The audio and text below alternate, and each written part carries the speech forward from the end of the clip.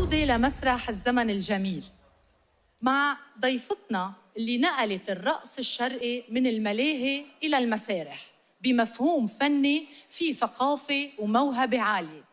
بطلب من الممثلة ميرنا مكرزل والإعلامي أندري داغر يتفضلوا على المسرح ويكرموا ضيفتنا.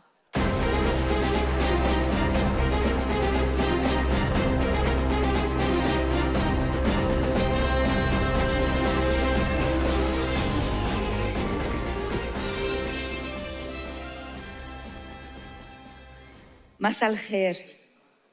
روح الطاغية فاضت حب وأمل، فمالت وتمايلت على موجة الإبداع. هي صاحبة مبادئ ما بتتنازل عنها، وللحقيقة هي ولا يوم ما كانت راقصة، وهي وحدة قدرت تحول تعابير رقصاتها للوحات استعراضية ذهلت العالم كله فيها بلبنان وبرات لبنان. ذا ستيج، المسرح كارلا، خلق لهيك نوعية من الناس. هي طوعت الموسيقى لرقصة، مش رقصة تطوع للموسيقى، ولا خسرة اللي مال على الموسيقى. الموسيقى مالت على هزة خسرة. واللي ما بتعرفوه إنه بعدها لليوم عم بتجول العالم، عم ترقص وعم بتعلم رقص. وهي الأمانة اللي حتنسيك اسمك؟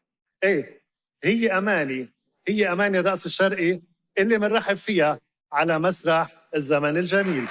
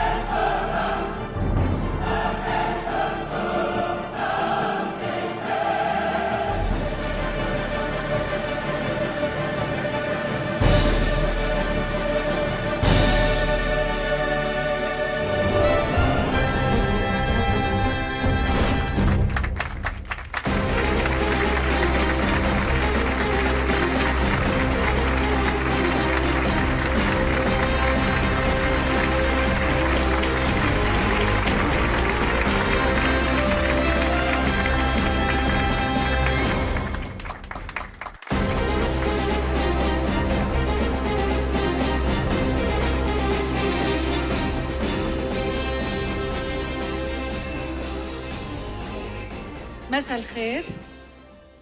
أول شيء بدي أشكر الله على نعمه. بدي أشكر كمان أمي وبيي بالسما، أمي الله يطول بعمرها، اللي وقفوا حدي واللي دعموني.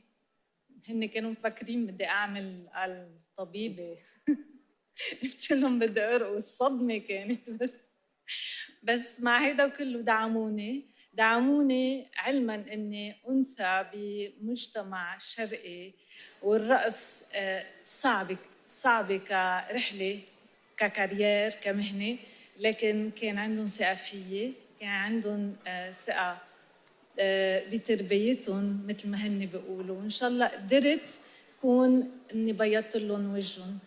أنا كل نجاح بعمله بفكر فيهم وبقول إن شاء الله أكون بيضت لهم وجههم. بدي أشكر كمان اللجنة والدكتور هراتش اللي فكروا فيي. ميرسي على هالحب كله.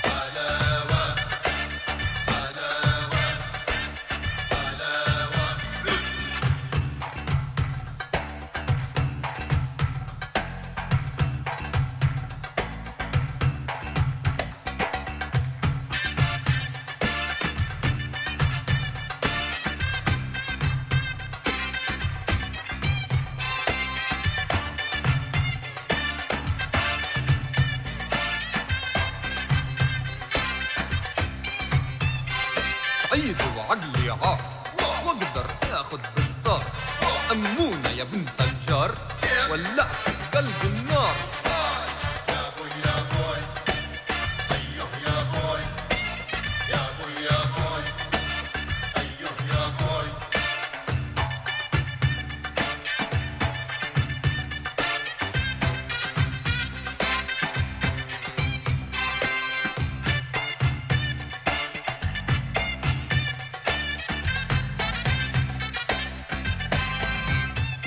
دله للود مرزوق ما يبص لهاش ويدوب. لحسن ما خلي السيف يقطع جدته يا حيف.